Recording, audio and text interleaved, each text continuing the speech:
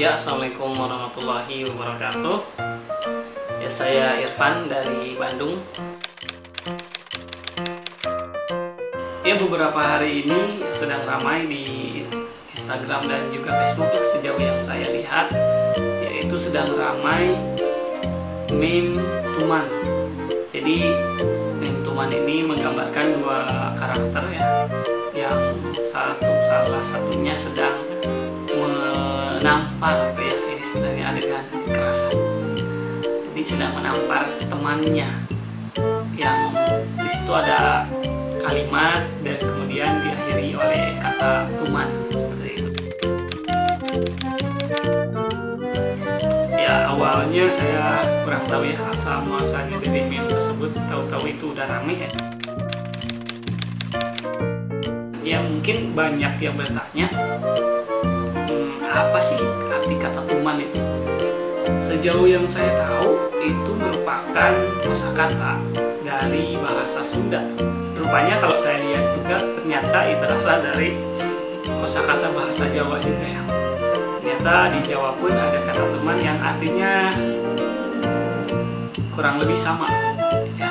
Jadi artinya itu kebiasaan seperti itu. Kebiasaan terus ya.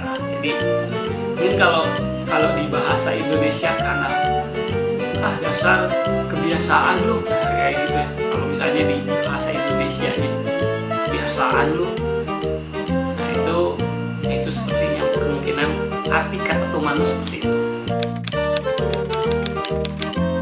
Kalau misalnya saya melakukan suatu kebiasaan yang kurang baik atau nakal, itu biasanya orang tua saya memarahi dengan kata tuman tersebut. Contohnya ketika saya bandel gitu ya, sering mandi di kali, sementara orang tua sudah sering menasehati jangan mandi di kali karena bisa airnya kotor atau sakit dan semacamnya itu ya, atau bisa tenggelam. Jadi ketika sudah beberapa kali dinasehati, itu tetap bandel, tetap aja suka mandi ke kali, itu biasanya dimarahin. Misal kalimatnya seperti ini, di bejaan ulah mandi wae kawahangan, iya masih kene hayo we mandi wae tuman. Itu seperti itu contohnya.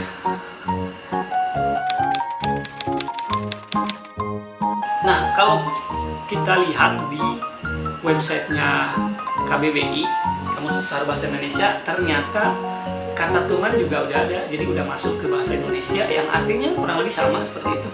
Jadi suka, gemar, dan sebagainya, sesudah merasai senangnya, enaknya, dan sebagainya ya. Jadi itu kebiasaan.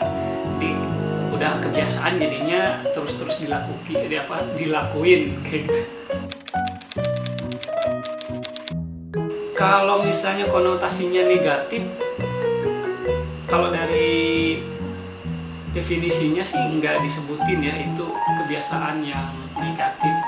Cuma dari pemakaiannya sangat sering dipakai dengan kalimat yang berkonotasi kurang baik seperti itu ya, kayak kebiasaan buruk.